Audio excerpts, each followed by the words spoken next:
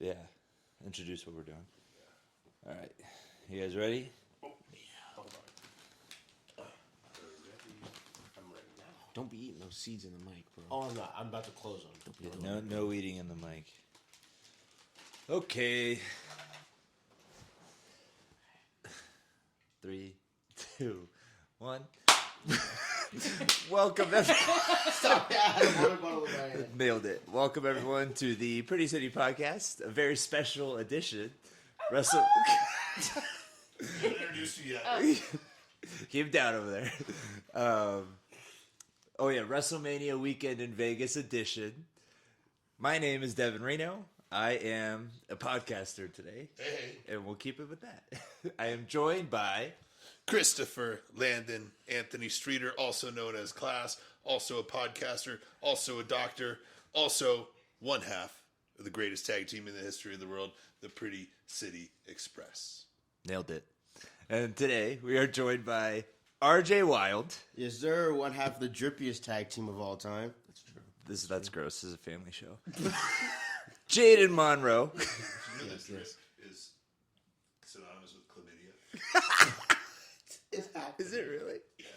Why would you say that? Yeah. No. Drippy boys over there. You're making shit up. And last but not least, she's about to crack it open. The most successful member of this podcast. The superstar, personal friends with Phil Brooks, Zamaya. Hello. Pretty solid. All right, and today we are doing a happy hour Q&A, where we have partaken in some libations. Is that what Cody Rhodes says? That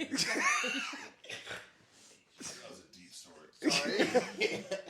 And we're going to answer all your questions. I need this off. What? I'm getting so distracted. Okay. Oh, the TV? By Liv Yeah. Morgan? I'll stop. What? Who has the I am remote? not Okay. being distracted. Freedom watching film. Distracted. This is here. So, Wait, you have the remote, don't you?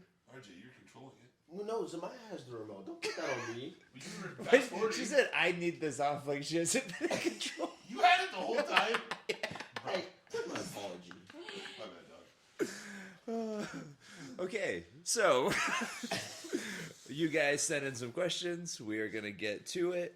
Who wants to go first? Anyone want to go first? Why don't you just go through like all of ours each at a time, or do you want to rotate? What do Yeah, you maybe one at a time? Yeah, let's Okay, do that. let's do that. And I'm getting some in the chat. What? I'm getting more as we speak. Oh, God. Okay. I forgot how to do the thing. I'll go first. Yeah, you go first. Go.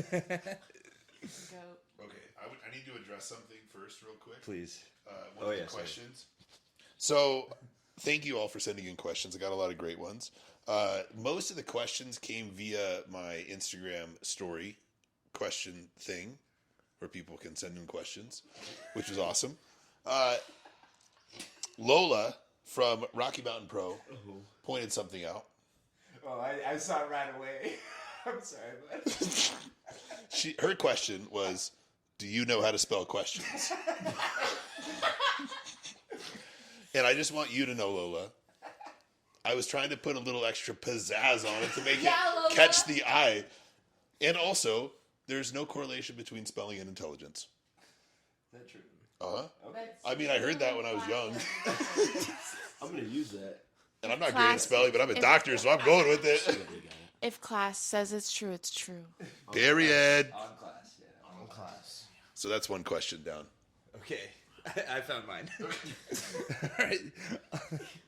So, I saw that, and then I think we were resting, and I looked over at you, and I went, "That's okay." Yeah. Okay. Question from the legend Dom Vitale. Okay. Besides Bailey, trains Zamaya.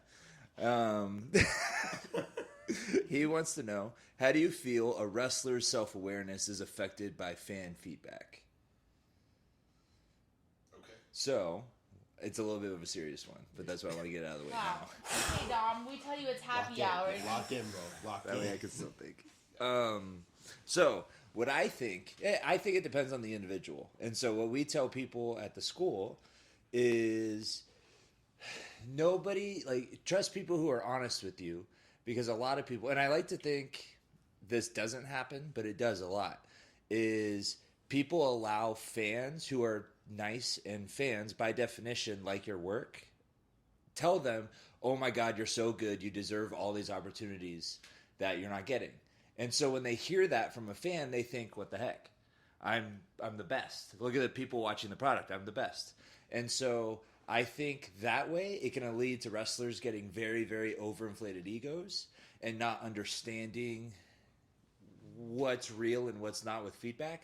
And then it turns into, when they receive feedback from maybe a vet of the sport, well, you don't get me because this crowd gets me. Just because they like you doesn't mean they get you. Somebody who understands the craft and can guide you a little better may actually get you, but want you to get better. So that's how I see it affect mostly. It's negative feedback. People are always like, oh, what do you know? What do you know? You don't know anything about the business. And then when it's good, they're like, this fan knows everything about the goddamn business. You listen to him. I'm the best. So I think you have to be very careful with being mindful of who you're receiving feedback from, what their motivations are. Is it to get you better, or is it to hear, hey, thank you so much, and develop a good compass on what your style of wrestling is, so you yourself can go, they're kind of BSing me. I know that match was bad. They're telling me it's good. Or you go, okay, maybe they are, I trust this person. If I'm feeling in my head about a match and they go, hey, it was good, I'll go, okay, I need to stop being so hard on myself because they wouldn't lie to me. So I think that's kind of the line you have to develop in your head. Can you repeat the question again? Sorry. I'm glad somebody asked. All right. I just want to make sure. How do you feel a wrestler's self-awareness is affected by fan feedback? Yeah. Okay. So I think that has a lot to do with who trained you. And you kind of touched on it, like who you get feedback from. But I'm going to take like the nature nurture perspective in that if you have people who are training you or mentoring you and they're really kind of hard on you in a way that keeps you grounded and humble, I think that's super important to then not buy into what the fans are saying. And so we talk about this a lot, how at our school, we're very lucky. We have Dom, we have Gallo, we have Max, and Graves, all of which are extremely gifted in keeping every single one of us extremely humble. And so to that token, like our head never gets too big for our body. We're able to stay grounded. And I think that gives us a better perspective when fans are gassing us up, because we get a lot of positive feedback from fans, which is nice, absolutely, but we know what's good and what's bad most times, for us. Our standard, yeah. And I think that has a lot to do with how we were, quote unquote, raised in the business. I would say so. Yeah. Do I need to repeat it? Yes, please. How do you feel a wrestler's self-awareness is affected by fan feedback? Okay. Give me a second. I'm trying to lock in. Okay. No. Oh, I'm sorry, You wanna go? Superstar. What? Jaden said Zamaya wanted to go, so I was We can being move a on good to person. the next question. Please. I feel like I'd just be repeating Yeah, what you yeah. guys said. Okay. Go ahead, Zamaya. Into the mic. No, I think that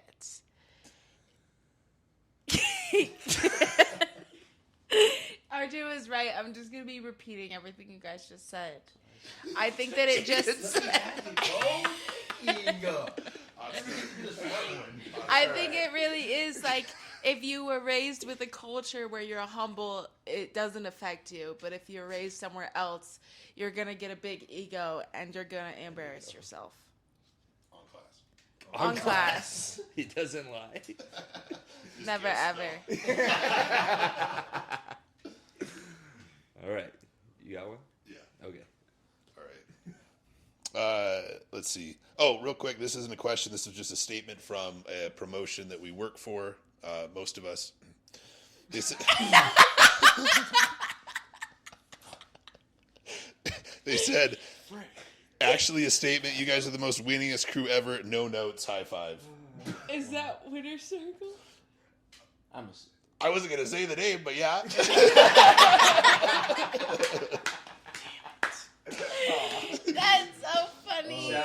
Circle. Shout out Winter Shout Circle. out You guys are Winter the Circle best. Pro. You guys are awesome. Shout out. And then this is a quick question that we can answer collectively. It says, you guys travel up and down the road like the old clique did. Do you have a name? And I love this question, but I also hate it because we've said our name so many times. Yeah, remember it. We gotta hang on. We gotta establish that we gotta get it over. It's not over yet. Okay. Yeah. So one day, we were going to Mind the... the baby face. we don't need to go into the story. Listen to the last podcast episode. We're the Chipotle cuties. The Chipotle Cuties Chipotle Cuties featuring RJ Wylde today. featuring RJ Wylde. So that's our fun name for Devin, Class, Zamaya, and Jaden. Double C, throw your C's up. Okay, here's the question. Lock in, guys. Come on. Who is your biggest influence to get into wrestling? So I answer that how you want. I'm going to answer that as like, who is the most influential wrestler to get you into wrestling? And for me, it was, we talked about this today, it was The Rock. He was electric in the ring. I couldn't look away. He was so entertaining on the microphone. He had this like persona, the kids would call it aura, and it was just awesome. I couldn't get enough of it. So Good show. for me, it was The Rock. I'm, to no one's surprise, the same. Mine was The Rock. It's funny because The Rock drew me into wrestling, and then to actually become a wrestler was Jericho. Because I started learning about everything he had done. I read his books, and I was like, this is kind of the career that I want. So I think influential in that sense, those two are tied, for sure.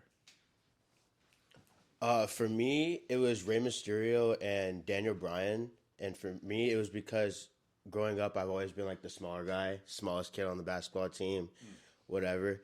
And when I actually, like, the first time I told myself I wanted to be a wrestler, I got really discouraged because I feel like I couldn't because I was so small. So guys like Rey Mysterio and Daniel Bryan really inspired me to actually pursue it and actually start training and get in the ring. Fuck yeah. That's awesome. Love it. Booyaka, booyaka. We were so close to having it. And also, that was perfect. Chipotle Cuties.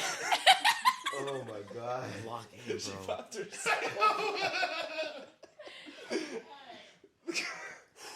All right, lock in, guys.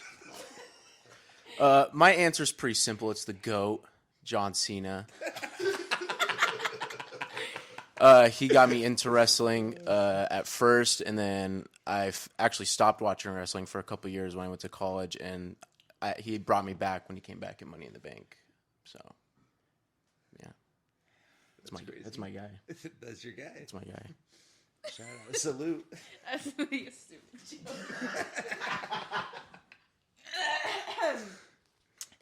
You said it was wrestler or not wrestler? Wrestler. Who influenced you to get into wrestling? Okay, I have two. Yeah. No, it's fine. I'm serious. What's up, pod? So my first one would be my dad. I think that growing up, he constantly made us watch wrestling, and then finally I was like, oh, this is super cool. And this was always his dream, so I feel like he's told me before he's living vicariously through me, so that's awesome. And then the wrestler would be CM Punk. I think growing up, I just always saw him as like, he doesn't fit in, and he was always the different one, and he always went against the rules, and like growing up, I always felt the same exact way, so gravitated towards that. Best in the world. CM Punk. You're saying it's straight edge with a... Oh. my goat, CM Punk. Thank you. Nice. All right, who's next? Anybody got a question? I'll get one from the chat. Oh, we do have in chat. I have a good one. Hit us with it. Yeah? Yeah, you got the... Okay. You got the mic. My sister asked, what's your go-to snacks / drinks at Maverick? Oh. Aaliyah! Yes. Oh. Okay, me first. My go-to snack at Maverick would have to be, I always get the Chobani Greek yogurt. I mix it with oatmeal that I bring on the road, and then a bunch of fruit. That's always good. And then second thing, probably the coffee. Coffee's Yeah, good. Yeah, I love Iced the coffee's good. coffee. When we go to Maverick, I get coffee every time, but it's a different kind of coffee every single time because I don't order the same coffee twice. Ever, not even just Mavericks. Ever. Episode 8 of the Pretty City Podcast for more details on Jaden's coffee approach. Oh, we did talk about that. Okay, thank God. Never the same order Weirdo. twice.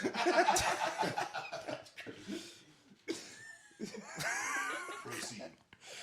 So I'll get a coffee. I'll get a ghost. Guys, What's so funny, dude? Jacob's sending us questions, but it's like a bunch of words out of orders because he knows when we're on. Oh, that's so weird. This guy's so That's good. confused. That's good.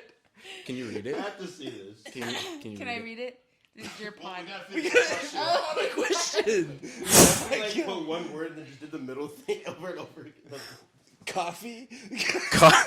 Coffee, ghost, whatever flavor. I switch it up every time. Shocker. And corn nuts. Corn nuts. Yeah, big corn nut guy.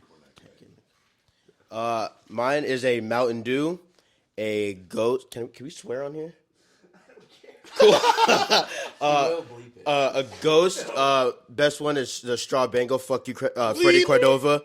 And Boom Chicka Pop. Shit gas. Boudica. Shit. Anyways, class, it's your turn. 619. Yeah, Mavericks. Boom chicka papa. 619. For those of you still listening, we appreciate you coming along on this journey with us. All right, Maverick snacks. If I'm being against my diet, the Maverick burritos are untouchable. Dope. Like all of them I've had are incredible, and they actually sit pretty well too. It's not like a typical gas. I don't want to put it in the same category as a gas station burrito because they're not. They're like fairly clean, which is great. But usually a protein bar, a tall smart water, and for energy drinks, they don't have the best selection. It's nowhere near a QT. So sometimes we'll get an Alani late at night on the road, maybe a Red Bull or like a Monster Rehab. But I would say a tall smart water, a protein bar, and then they usually have a good carb source like popcorners or rice cakes. So, yeah. Yeah, mine. I mean, we have the same exact one. I'm definitely, I guess, recently an Alani guy. I will say, the burritos, like you said, are really good, and then they are the only gas station that I know of that has Anna bars. Oh, that's true. Besides the Every Odd and like Chevron, but Anna bars are my favorite protein bar. So very, very. It's like exclusive to Maverick, so that'll be my pick. Anna bars. Solid. Next question. Next one. Okay, I got one from the chat that I have a very deep opinion about. Student group chat. Taylor York asked if pineapples belong on pizza, and the correct answer is hell no. Sorry, my fault. Wrong. Try again. Get the fuck out. They do not. Fruit does not belong on pizza. Well, It's a I'll pizza. disagree. Well, Yeah. I don't really care. Okay, you're It's wrong. a pizza. do the rest of us disagree with RJ? Yeah. Yeah. Next! It's a pizza. Okay. Oh, me? All right. Well, I think he's gonna go, but Let's go, bro. Let's go, bro. Come on. What is a move? This is for everyone. What is a move that you hate taking and why? I couldn't come up with an answer for this one. Oh my gosh. You've been talking about this all day. I have. I've also been thinking about it all day, and I have nothing. All right, I'll go then while you think. There's two I don't like taking. The Farouk style spine buster. That one's a rough one. When they don't, so it kind of ends up being like an Alabama slam. And then I'm not a huge fan of taking a choke slam from someone who's really tall. Yeah. One time, you were there at the cage match with Remy.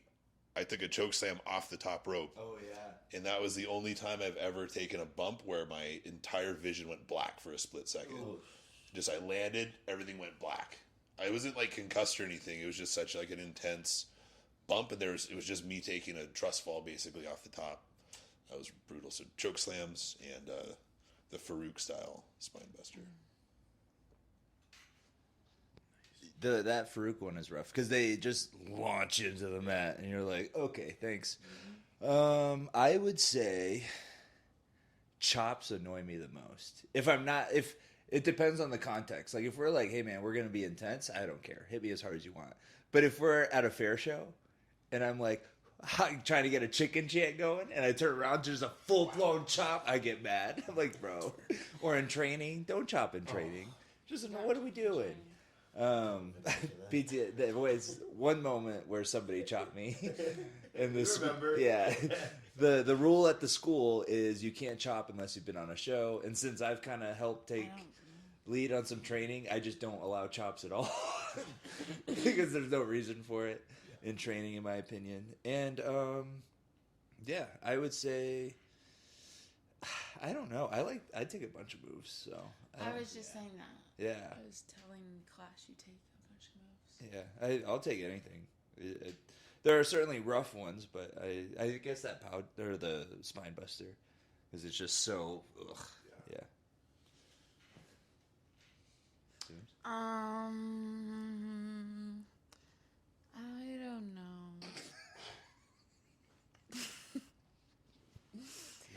Maybe Riveting audio. like I don't really hate taking moves. I think maybe back body drop, just because I kind of suck at them. Oh, those are one of my favorites. Yeah. Yeah. That's what I feel like I just land on my ass too much.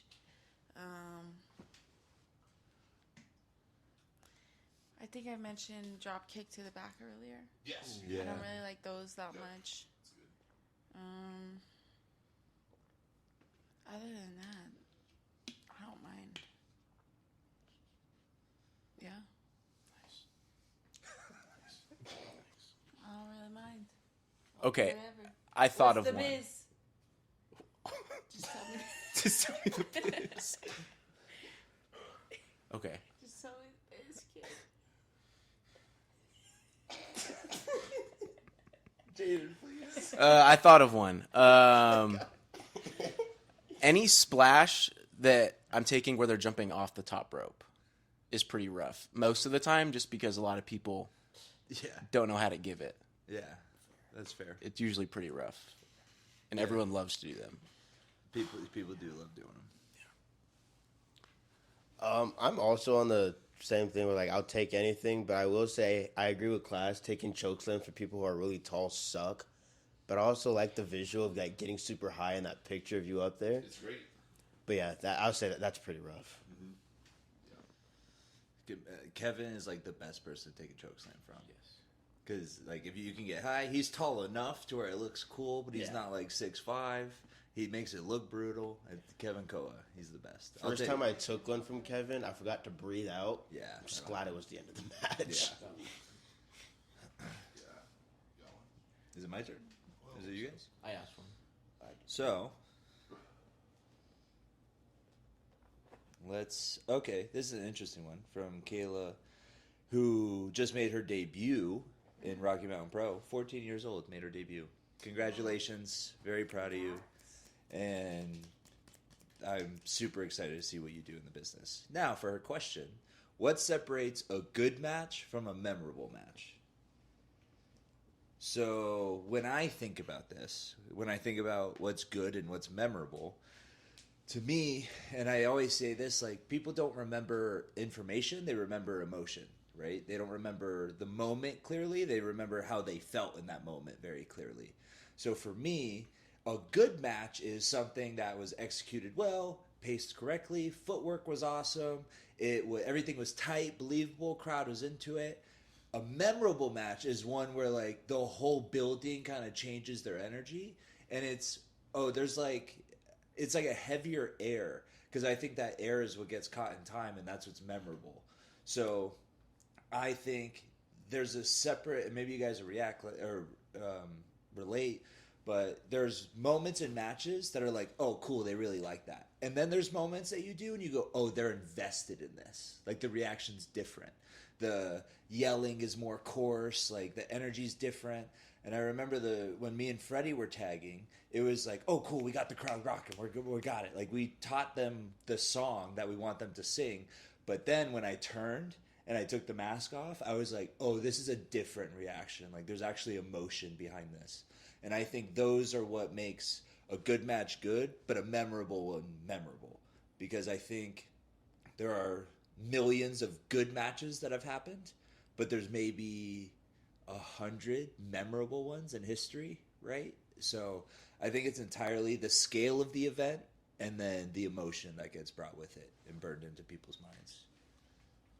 Yeah, there's certainly a difference, right? So memorable matches don't have to be good, and I would argue that a lot of them, not all of them certainly, but there's certainly a few that come to mind that are not great matches, but they're extremely memorable. For example, Hulk and Andre, right? That's one of the most memorable matches of all time because of the body slam, because of the build-up. Everyone remembers, even non-wrestling fans who were alive in that era, remember when Hulk slammed Andre. But if you watch the match, it didn't matter what they did before, and nobody remembers it. It's fine. It's Hulk and Andre, and people were excited to see it. But you have Steamboat and Macho Man. That was a very, very, very good match. Not as memorable of a match for just the casual fan. Yeah. So you have moments like that. I think my first exposure to that happened before I was in the business. I went to a Raw, and I don't remember.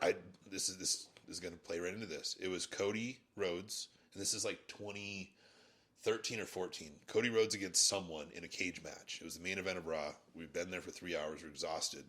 I remember being like tired during the match, but the finish was Cody doing a moonsault off the top of the cage. I will never forget that. That's a memorable match, but whatever happened before it, I can't tell you. So I can't tell you if it's a good match, but it was certainly a memorable match. So a lot of good matches are memorable.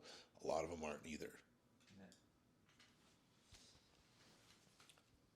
I mean, I 100% agree with everything you guys just said, but I feel like there's like another question where it's like, I don't want to like repeat what you guys said.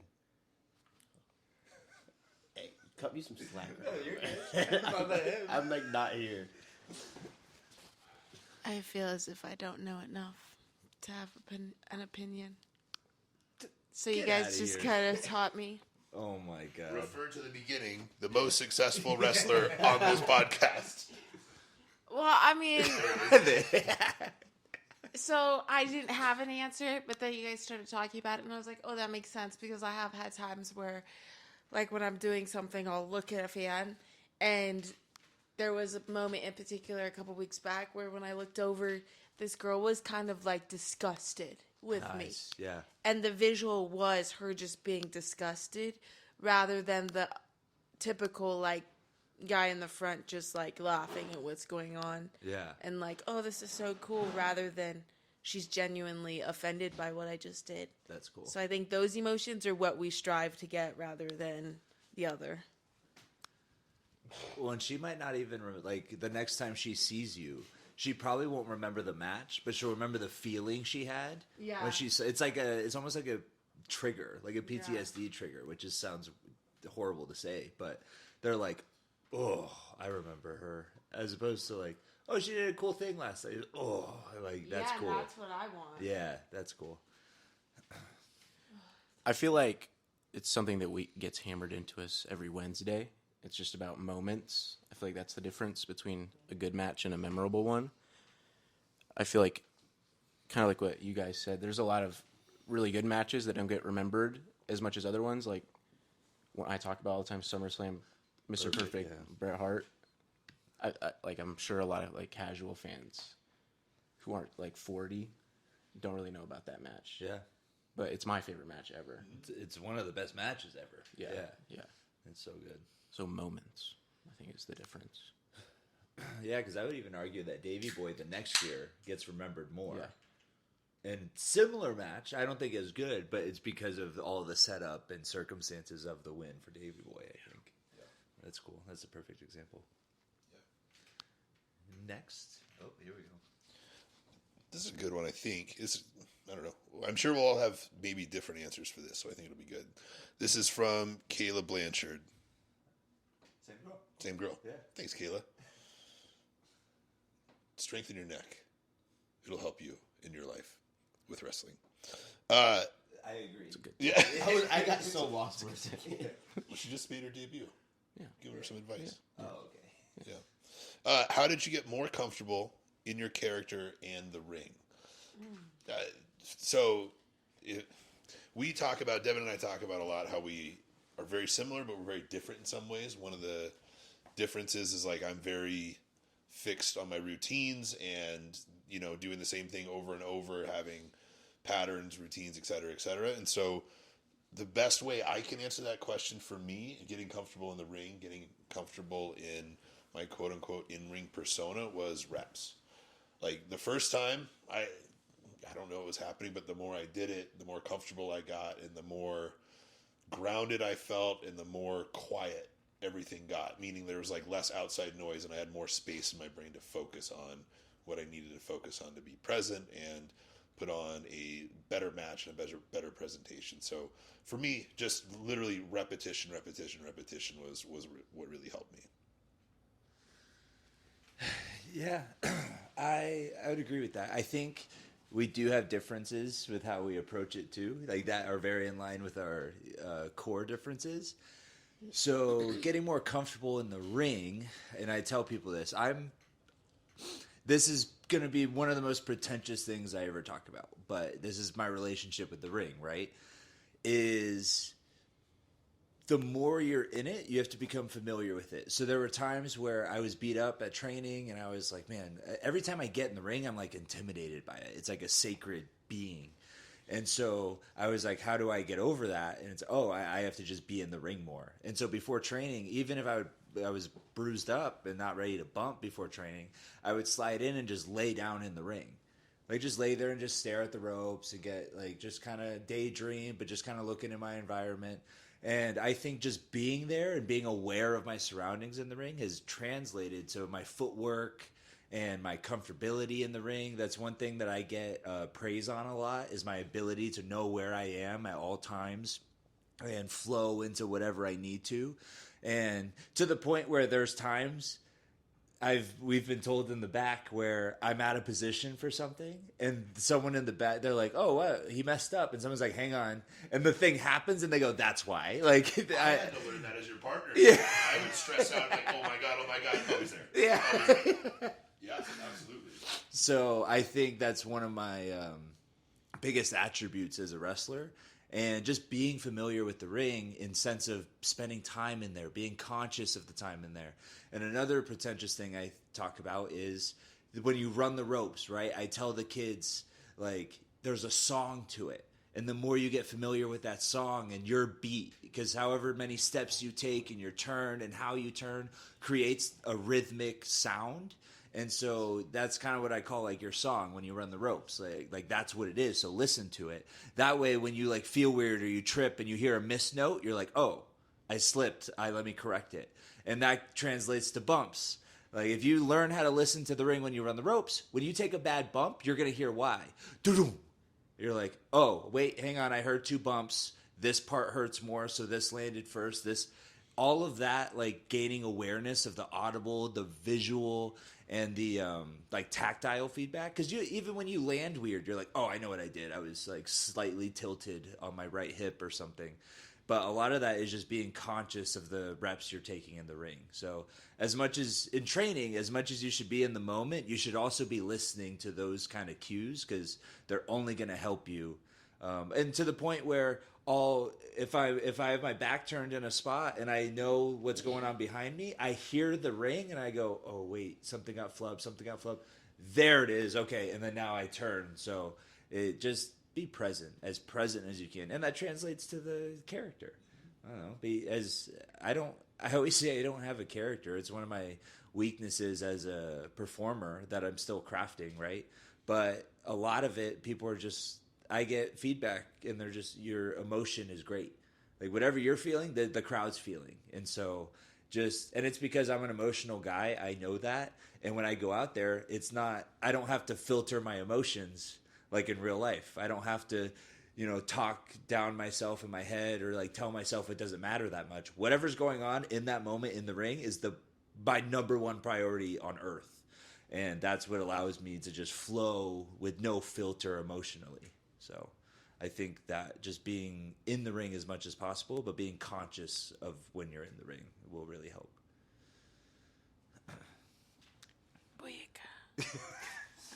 Call back. What was the question again? How did you become more comfortable in your character and in the ring? Okay. So I feel like for me, I've been on kind of a journey with my character this whole past year. Because I feel like before what I was doing was trying to think about the character and then trying to do something on live matches and then not succeeding and overthinking and then just falling back to the norm. But what's helped me this past year was actually repping it out at training. That was a big one. No matter the drill, like the pauses that this character would do, the facials, the noises, like down to that, even the way I'm shooting someone off or snatching someone, it all plays into the character, and I try to rep it out as much as possible.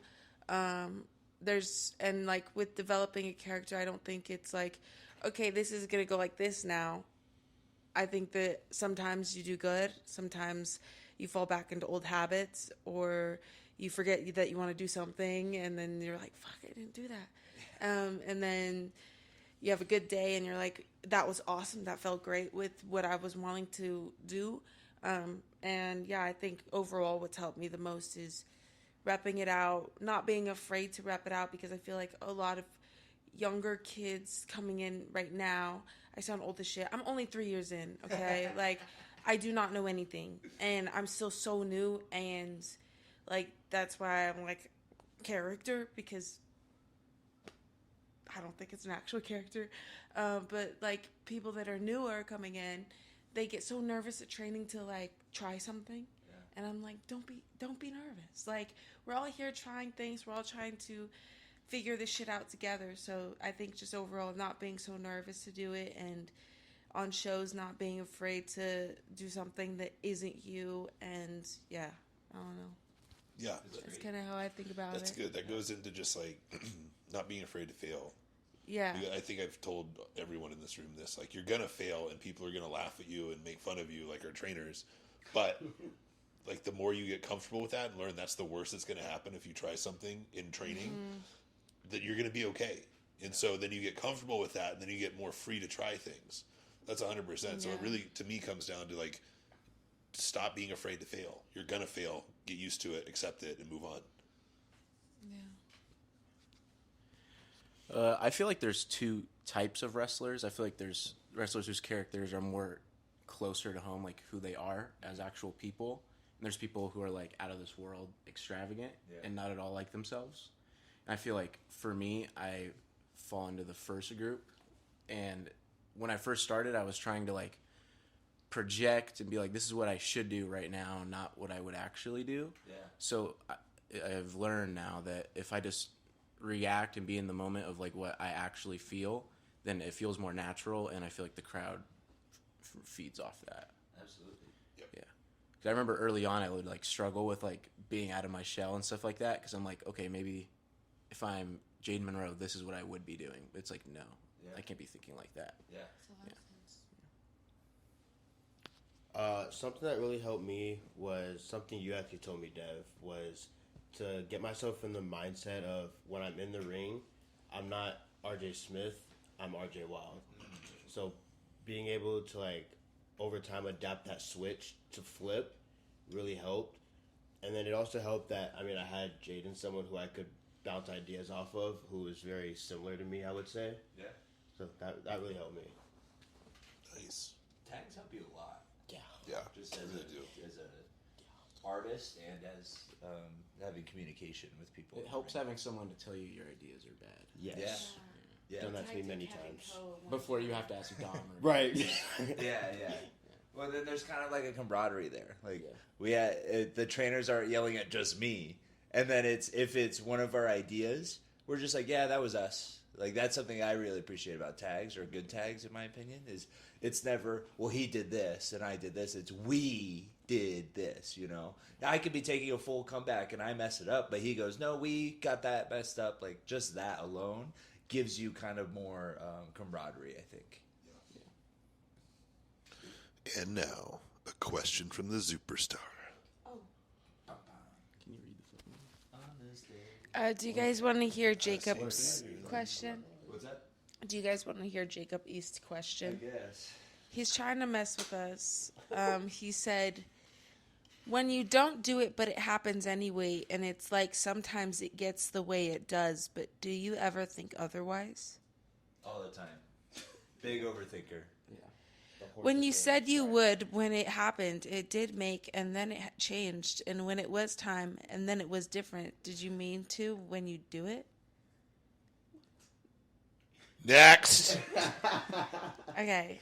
I have a question from Ref Alex. Okay. He asked, push versus pull versus legs. Like, which one's your favorite? Yeah. Or like, hang on, I'm reading this as a triple threat match. Oh! Who wins? Okay. This is like that cereal conversation from years ago. What? I lost on this one. You weren't there? You're so bright. Go ahead. You were there. Okay. Oh, yeah, we I know what you're were. talking- We were doing like the mascots of cereals, like who would win 100%. Yeah. We At my won. birthday party. I think it was. Wasn't Tony the I Tiger? think it was Tony the Tiger. Oh, Tony Tiger would win. Yeah. Hey, Tony. Anyway. So are we doing this like a match? I think let's all give our own unique perspective on this. However you interpret Yeah. the question. Oh, no. I'm just going to tell my favorite because Okay. that's making my brain hurt. There you go. My favorite, I think, would have to be pole. Because I like working out my biceps. It's like my favorite thing ever. Girls for the girls. Girls are for the girls. Yay!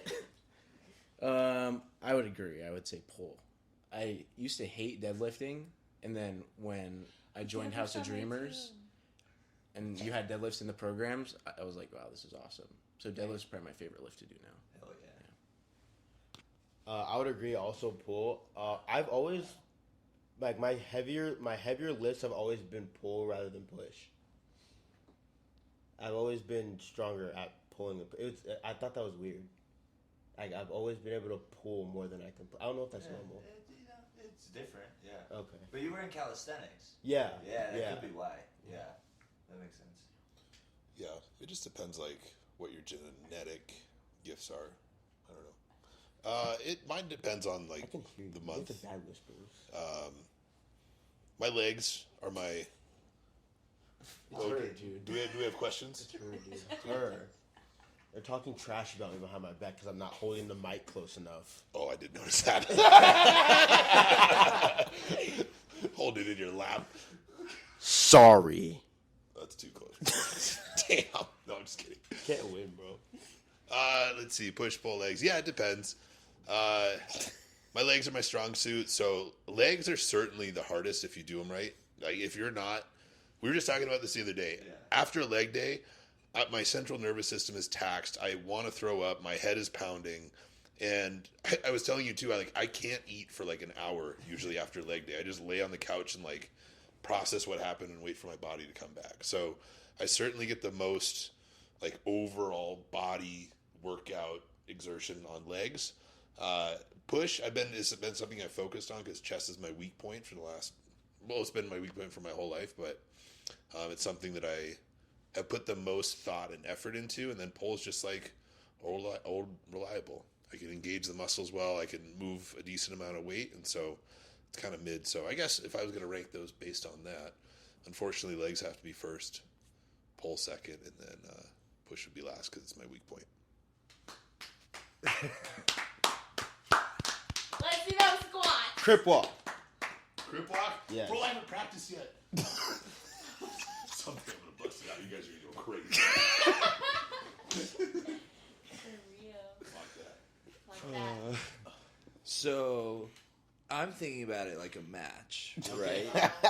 No surprise. Push is like the NIL athlete who looks great, can't really work, but it like has all the show features, right? Because push, you have your shoulders, your chest, like everything you see from the front, the mirror muscles, right? So I think push is like that in the match. And then pull, I'm thinking was like, how do I say it? Like a technical person, like a high flyer. Because what does everyone post? Deadlifts.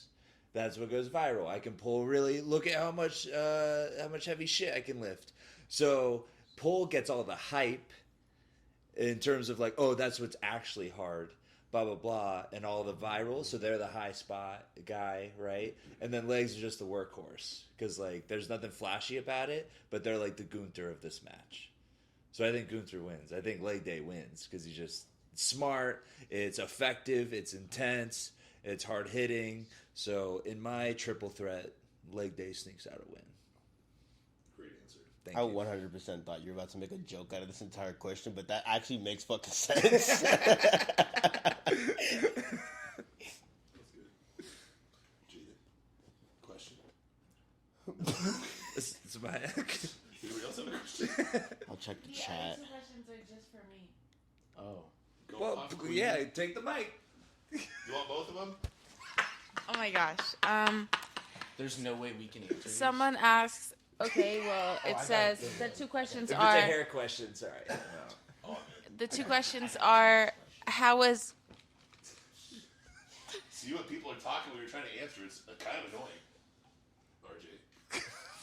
RJ. someone asked how was it meeting CM Punk and That is a you question. All favorite right, favorite part of Lodestone. Favorite part of Lodestone meeting CM Punk. Just kidding. No. I think my favorite part of Lodestone was honestly just learning. I love to learn, especially at something that. Why was that funny, class? I can't answer seriously if you guys think something I say is funny, and then I start laughing, so that I can't continue to answer the question because I will start perfect. giggling. You're doing great. What was funny about me saying I like learning?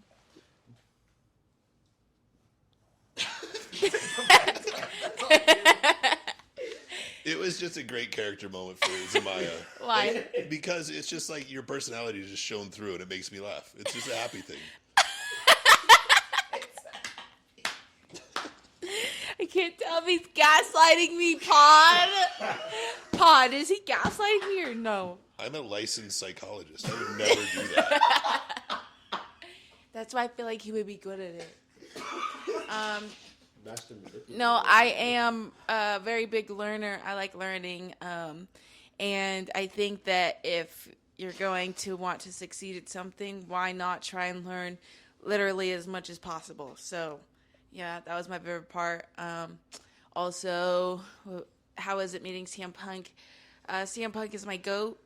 He's the reason that I started wrestling, and I think just finally being able to thank him for that and also listen to him answer a bunch of questions about wrestling was awesome, and I was very happy. Yeah, we were really happy for you because we saw like how excited you were when you got back in the car when we picked you up. It was very cool. Yes. So like obviously it was a huge moment, and then like we all knew that, but then just to see like the emotion that came out for how special that experience was, very cool. That was awesome. Does anyone have any questions? I got one from the chat. Okay. This one comes from Mr. Ty Funk. He said, what song in your playlist would kill the mood before a match? And I don't have any of these songs in my playlist, but for me, it's country. I'm not a huge country guy. If I was to hear country before a match, I feel like it would kill my mood. But do you have country in your playlist? No, I said that. I don't. I So don't. you I didn't don't answer the have. question? I see what you're saying. Okay, I didn't really answer the question, but you get my point. Okay. Well, I don't get your point because you didn't answer the question. I think you did. Do we have beef, Zamaya? Do we have beef I didn't know about? You know, on me all day. Yeah. Pod. Hit him. I'm just calling it how I see it. Preach. I answered the question. I'm so conflicted. Sit.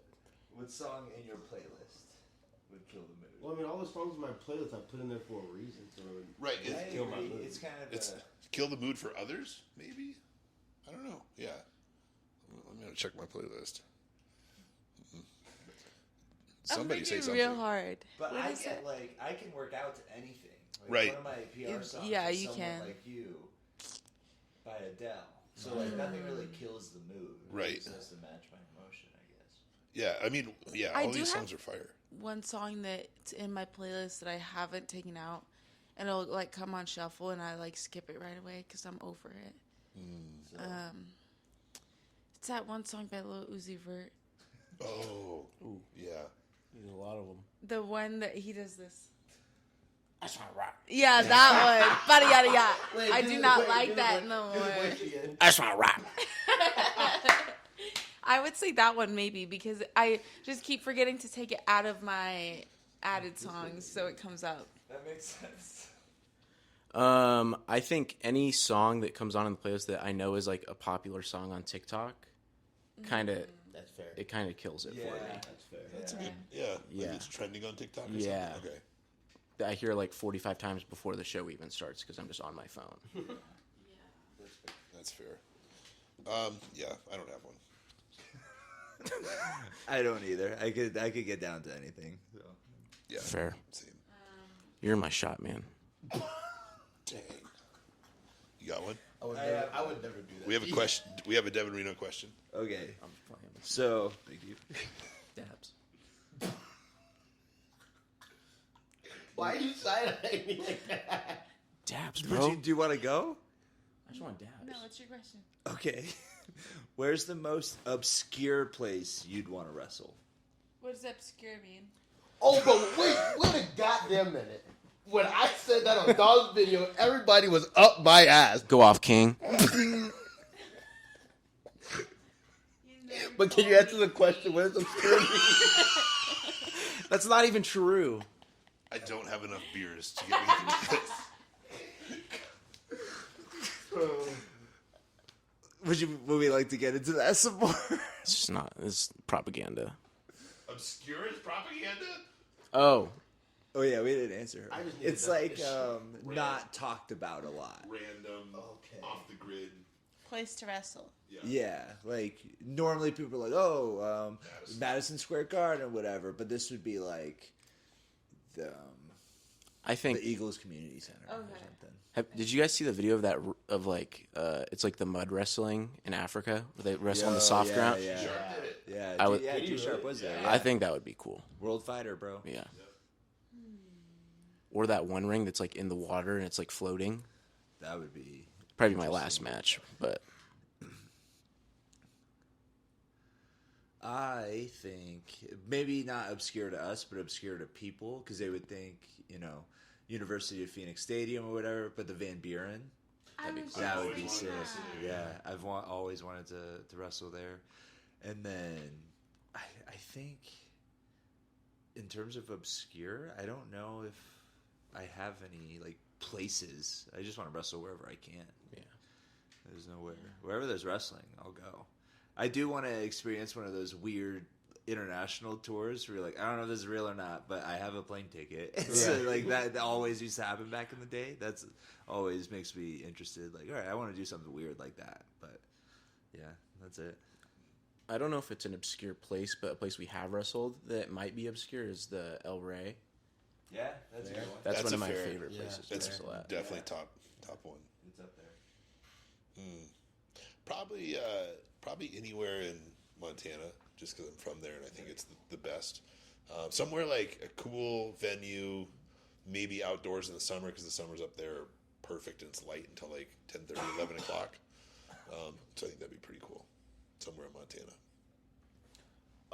I also can't really think of like an obscure spot, but I feel one place I would love to wrestle that I feel like doesn't get talked about a lot is in the UK. Like, I would love to go to, like, Rev Pro. That'd be cool. Nice. Yeah. Nice. You got a question loaded up there, Zooms? Or do you have an answer? I honestly just want to wrestle everywhere. I don't really have an answer for that one. Cool. I'm happy wherever I'm at. I don't have any more questions. I mean, we have some in the chat. I've got some more. There we go. This is a fun, easy one. I feel like we need a back-off question.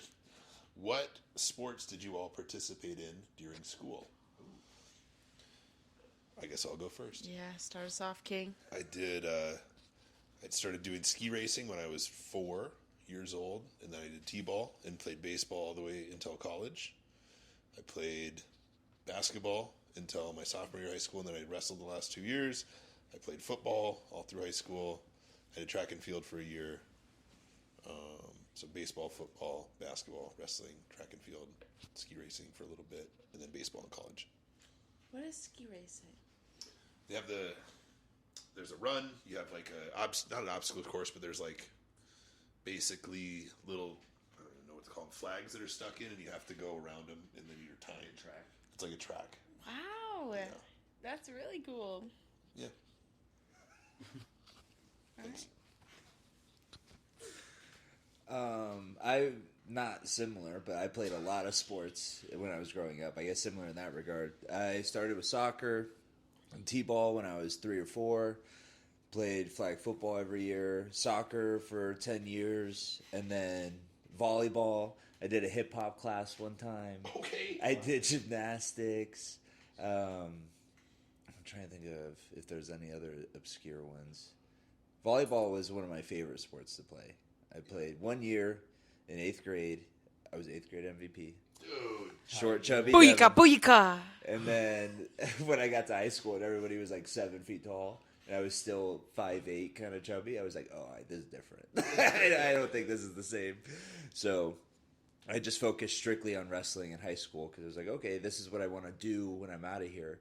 This is the closest thing I can get to it, and this will help me mentally prepare for pro wrestling more than anything. So I just focused on wrestling in high school.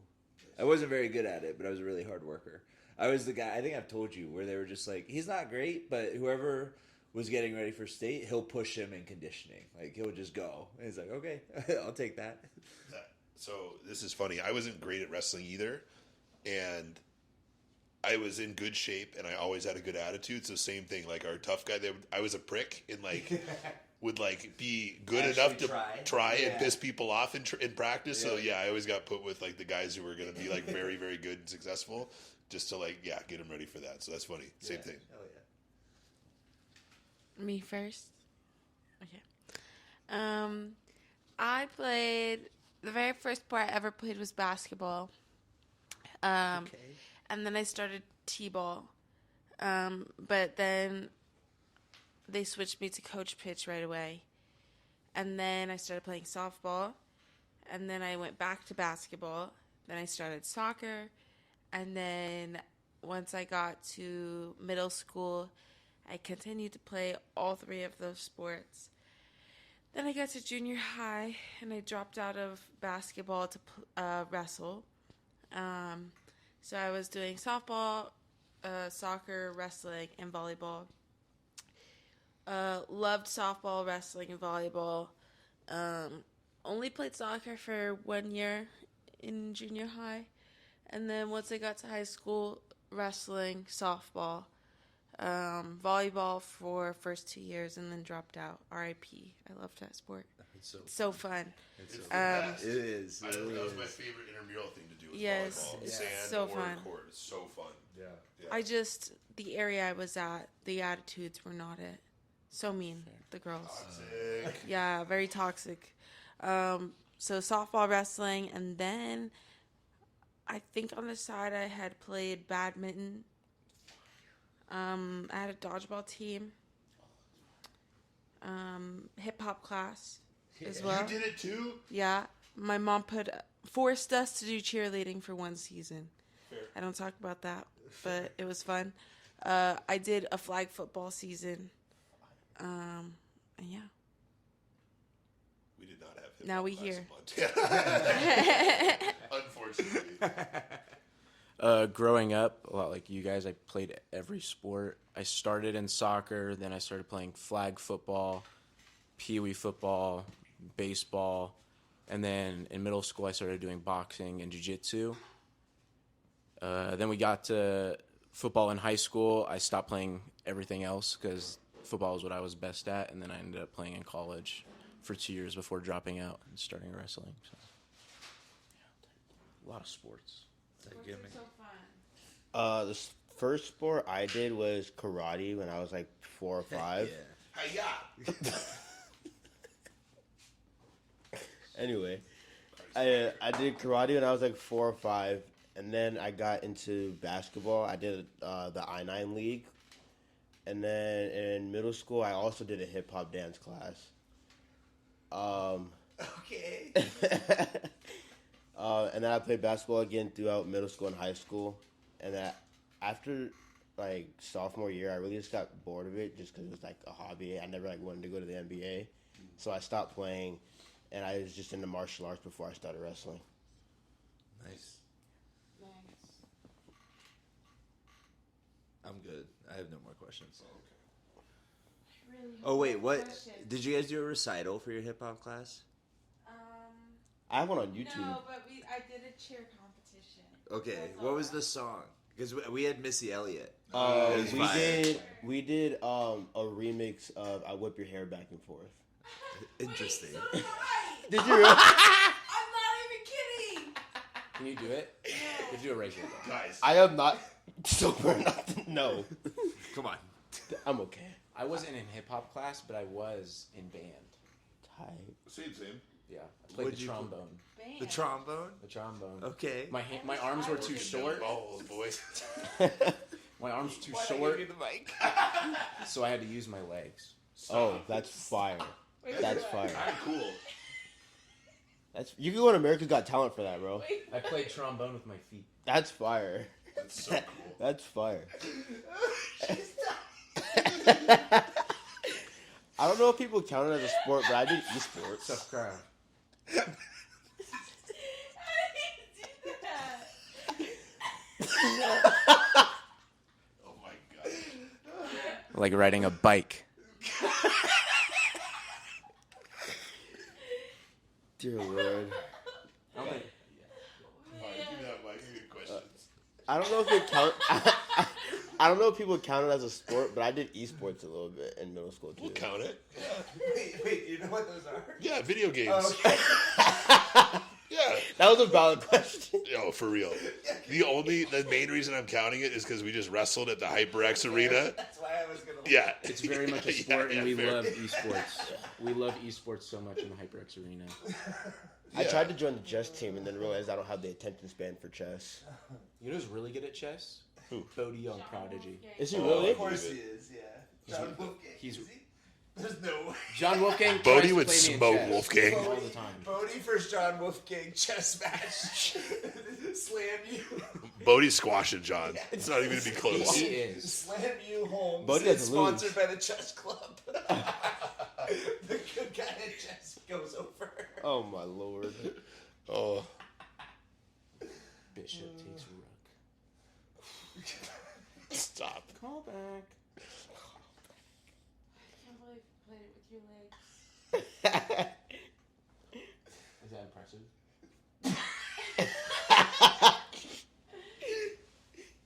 Ooh. Next question. Tough crowd. All right. Since we're in a silly mood, we're going more serious with this one. This is the last real serious one. Well, we're gonna finish on a very serious one, but okay. This is from Big Fern. Shout out, you're the man. Shout out. Big Bird. Oh, Jada's making faces at me. Big Fern. Never mind. All right.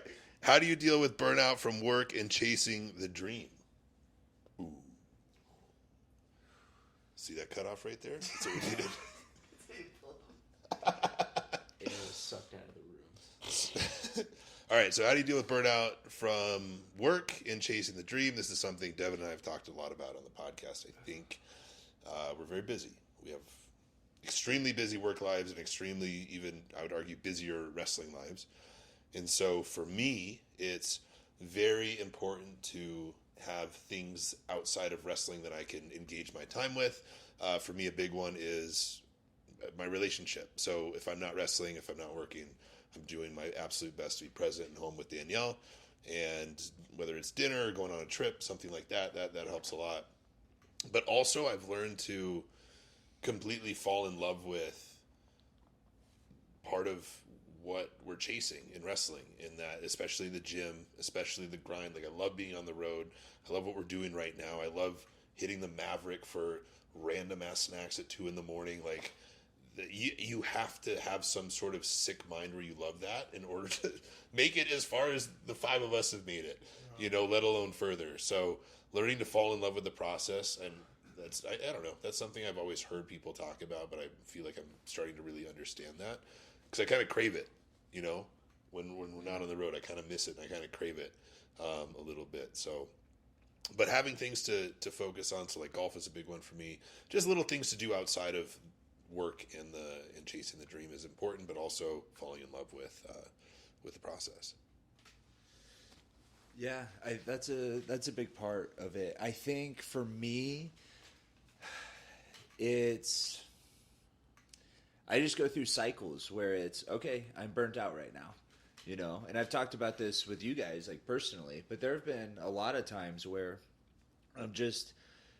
we're booked, like, we're very busy. My work life is really busy. With the move coming up, I'm stressing about that and getting things in order there. And so it's so easy to just go, oh man, wrestling's my escape, right? But then when that gets busy too, and it's not relieving stress, it's adding stress to an already stressful life. It's kind of scary how easy it is to go, man, I'm not as excited for this match as I was 2 weeks ago. Or, oh wow, I'm looking at this booking differently, like, I'm kind of, oh man, I have to go there instead of I get to go there. I think when you start falling into that, it's okay, keeping an awareness on that so it doesn't become your reality. Because there are times where, and I'm like, I know I alluded to this earlier, but I told you guys we had a really fun match last week, was scheduled, and we were really looking forward to it, and I was like, I'm just not excited. And it wasn't that I didn't want to do it, and then you even said, well, when we get there, you'll be good. And when we started talking about the match, it was like, awesome. And then that, I was helping you and Delilah, and that kind of woke my brain up, and I was like, okay. And so in that moment, I still love it. So when I am anticipating or just kind of being like, oh man, when I fall into the I have to mentality, I have to also remind myself, wait till you get there. And then when you're not excited by the energy in the room of just preparing for a show, I think that'll be where I'm truly burnt out. But I don't see that happening just because of, I always say Wrestler Devin is a completely different person. So it almost feels like he's sleeping until we get to a show and start talking matches. And then it's like, oh, I woke up. Okay, cool. Here we go. And so I think as long as that happens, I'll be doing this for a very long time, which, again, it's just a cycle. You'll be burnt out, and then you'll have passion, and then you'll be excited. The effort can't change based on that. So if I'm burnt out, I'm still hitting the gym. I'm still getting my meals. I'm still doing the workouts and doing the work necessary, as I would if I was really passionate at that time. It might be emotionally more fulfilling at that time, but as long as your efforts are consistent, then I think there's no reason to not succeed at that point. So eventually, who knows how, that's where luck comes in, but I don't think you'll lose out by approaching it that way. One thing I do, it's kind of a little hidden talent of mine. It started when I was in like 6th grade up until I graduated, and I still occasionally do it sometimes, is I like to draw. Like I went to this phase in 6th grade where me and a buddy, we would like make our own comic books. Like we would like just freestyle, make up some random ass superhero and like make a whole story on it. And I still occasionally do it. It's something that just calms me down. That and writing. I really enjoy just like making up a story, just not even thinking about it, just kind of just freestyling through it. And that's just something that really calmed me. That's awesome. Yeah, that's super cool. I wish I could draw. Yeah. Dom is gonna hate my answer, Oh boy. but Oh, I think I get home and play video games every single day. So yeah, I think that's probably the biggest stress reliever that I have at home. Besides you, of course. Damn. You to go. Is it nasty? It's delicious. I might try it, Loki. Silver bullet all day. That's a good answer. Video games. Okay. And you. Oh yeah. How do I deal with burnout? I just kind of accept that I'm gonna be uncomfortable. I think that a lot of the times when you're super busy and you're barely home and like you're literally just there to pack meals, cook, and take a nap, and then you're right back at it, it can get tiring. And I think that sometimes it makes your life feel a little too hectic. But I think I had a mini crash out a couple weeks back where I was in the kitchen and I just started crying and I was like, I'm so busy and like I'm thankful that I'm so busy and I'm so blessed to be this busy, but like I feel like I am not on the ground. Like I just need to calm down and like get my shit together. And it was really just because I had to pack my shit again. And I think that it could get a lot, but it's good to know that it is a blessing to be that busy. And like even though it does get tiring and like your neck's hurting because you're constantly sitting somewhere and waiting, especially the travel, I feel like that's honestly the hardest part for me. That can get too much, but I'm also like I'm living the dream. Yeah. Like this is what I wanted. So it's like even though sometimes it does hurt and it does suck, there is the other side of it where it's like, this is everything I always wanted. So I just kind of accept it. And like something else that helps me is planning. Like I'll make checklists days ahead of when I'm supposed to go somewhere. I'll look at hotel situations, food places around the hotel where I can get my stuff so that I know, okay, once I get here, this is where I'll get the stuff that I need for my show day. And everything's planned there so that I'm not having to figure that all out. So show day, I'm just able to travel and chill. Nice. That's helped me a bit. That's smart. Great answer. Yeah. Okay, more questions? Okay. You got asked the most. No one likes this. Yeah. Simple question for the group from CatDat94. Nice. He's the best. Speaking of Kings, how's Vegas been for you, Kings and Queen? Wow. How's Vegas been? Vegas has been nice.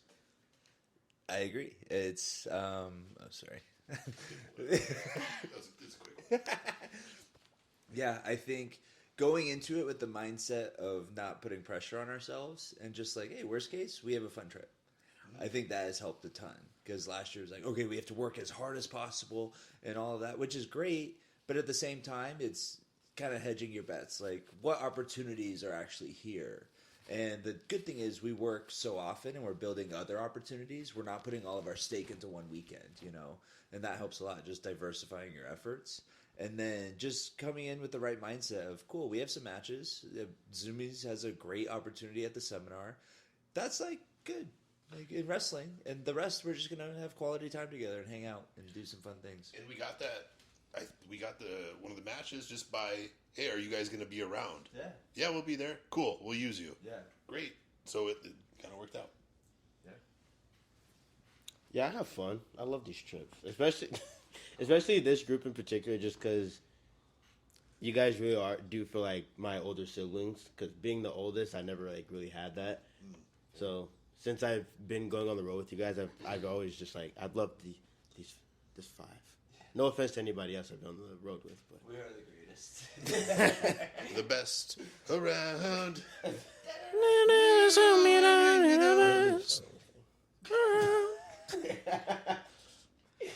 Yeah, it's been chill. It's been a vibe, you know. What is this energy? calm down, Grizz Brody. I'm awake now. What? Calm down, Grizz Brody. It's been I'm cool. awake now. Zooms, what's your answer? Class. Damn. I've had so much fun. I think that I had a really great experience at the Bailey Lodestone seminar. I got to watch Pretty City. I was going to say your guys' little name, but then I was like, I want to pronounce Pretty City. I got to watch Pretty City Express wrestle. It was so much fun.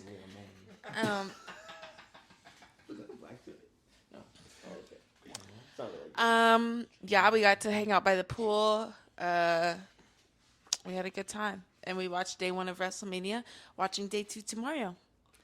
Day 2? Devin also starred us all a frightening Oh, and I'm with my besties. You frightened The us all movie. with a Oh, the scary movie. I fell asleep. More to come on the next By accident. podcast. I made them I can't stay up during movies. I'm terrible.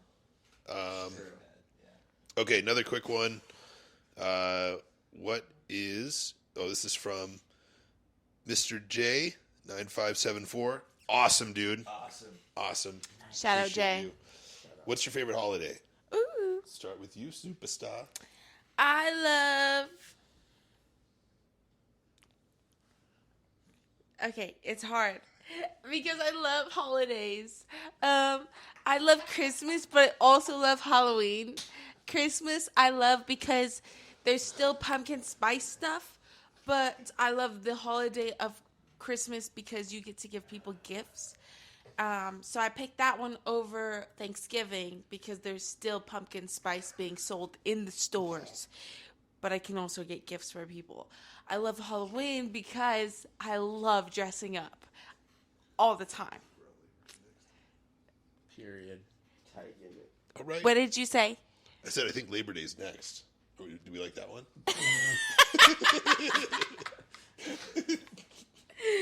I love National Taco Day, National Cat Day, National Sibling Day.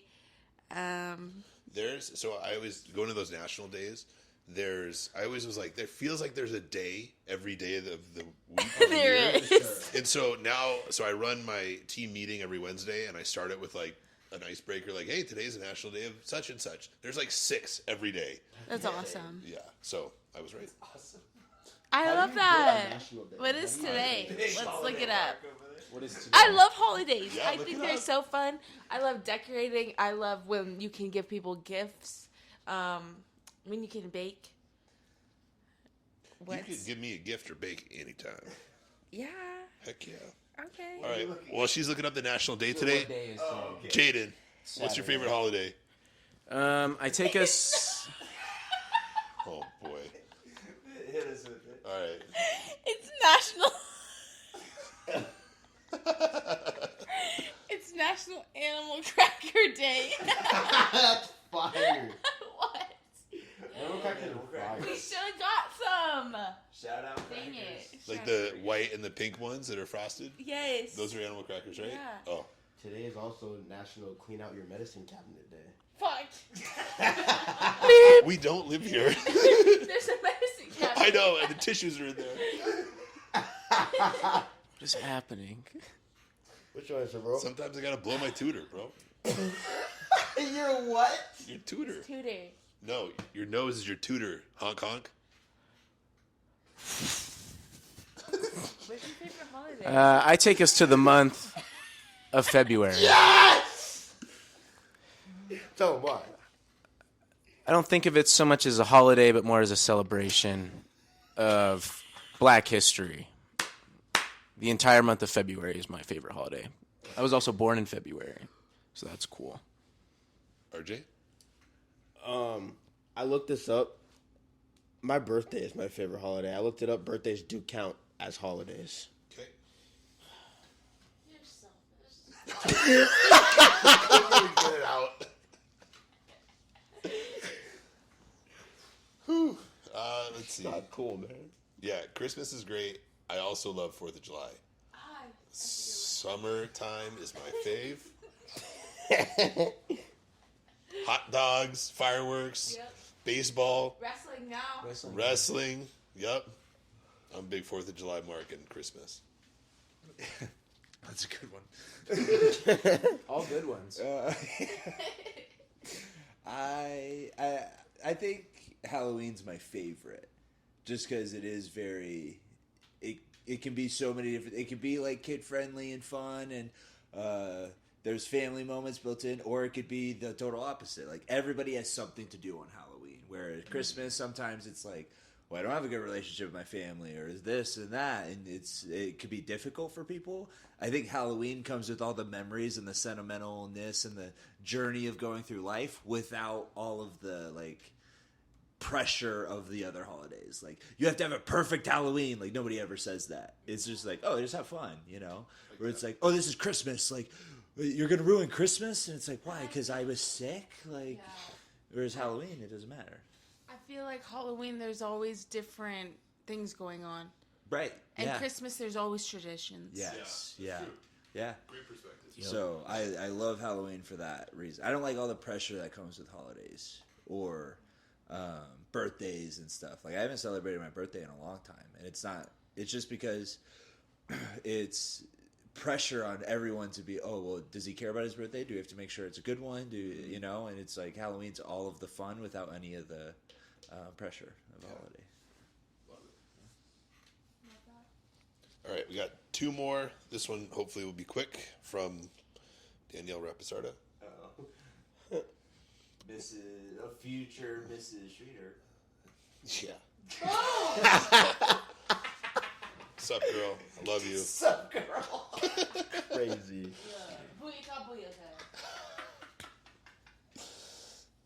Yes, Danielle and I have been engaged since the last time we were recording anything. Yeah. So. And we didn't spill the beans. Didn't spill the beans. I did not. I was so surprised. Yeah, she was. You were close. Yeah. Remember you told me to tell her coworker? Yeah. Wait, what? Say that again? No. We were at the tan place. Jaden went, should I tell her while you're back there? And I was like, You said yes. no. But you initiated it. Yeah, you were fucking That's around. propaganda. He's lying. I would never. Okay. I'm the best at secrets. It's fair. Take it. Anyways, Danielle, thanks for writing in. Her question, very thoughtful, insightful question. What's the sleeping situation when you travel together? My answer is there's always a bed. I'd agree with that. I'd also agree with that. Yeah. Well, there's a bed, there's a couch, there's a smaller couch, a chair, 3 more chairs, 2 outdoor chairs. But this is only when Devin Reno accidentally books a resort. The only requirements that I wanted were a full kitchen, because we're going to be here for a while, chairs. and I forgot the other one. Oh, a fridge. Yeah, Fridge. Yeah, and a full fridge, and we just happen to end up here, so my bad. Not really. You agree? You did Thanks. great. I think, yeah, there's beds. Do we want to? Yeah. I think. Do we tell the story? Okay. Where class, he booked the room and he actually booked the 1 bed. Oh, in Denver? Yeah. Oh, no. And when he went, damn, I'm sorry, bro. It's because if there's 4 of us, we have to share a bed anyways. So I was like, whatever. And then later on that night, Mark was talking about the room that they got. And he was like, dude, he booked one with 1 bed. Like, I got to share a bed with this guy. And class goes, loser. And Mark's like, I know, man. Stop making fun of me. He goes, you're such a, oh, that's weird, bro. And Mark never got up. So class was just bullying him about having 1 bed. Oh. All right. Last question. I'd be Main chilling event at the floor. appropriate. Johnny Espinoza. He's our guy. Awesome dude. Shout out. Nice. This will be fun. It's kind of is reminiscent of the donut question. Good question. Good See question. episode 8 again. If you had your own action figure, what accessories would you want to include? So for me, if a suit, Okay. a stringer, tighties, like as in trunks, and I would need my hair coiffed and perfectly pompadoured. Good word. What? It's a good word. What does quaff mean? It's quaff. Volume. Quaff. Oh, Yeah, quaff. It's like what it sounds like. Like if you're gonna give my swoop a sound, it I would knew be that would get you. Quaff. nailed it. all right, cool. And then I think sunglasses. Honestly, this fit I'm in right now, if this was an accessory that you could switch out the outfit, That'd be cool. That'd be cool. Shout out Cupshy. Oh, it's like Barbie's closet.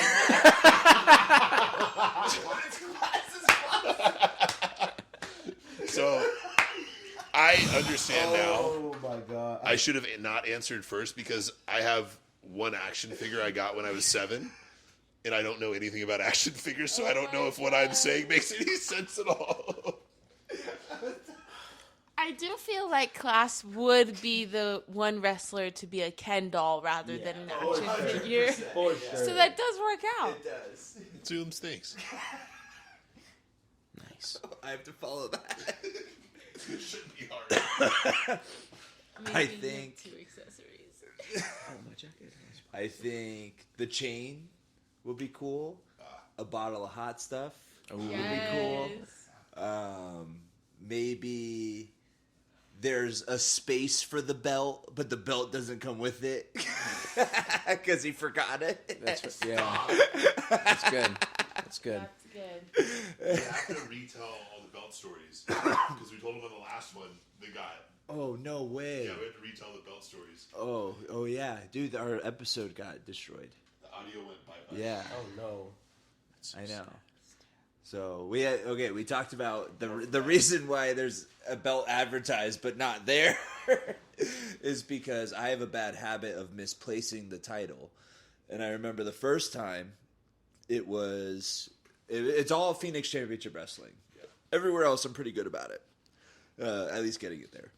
But the first time it was me and you and at the anniversary.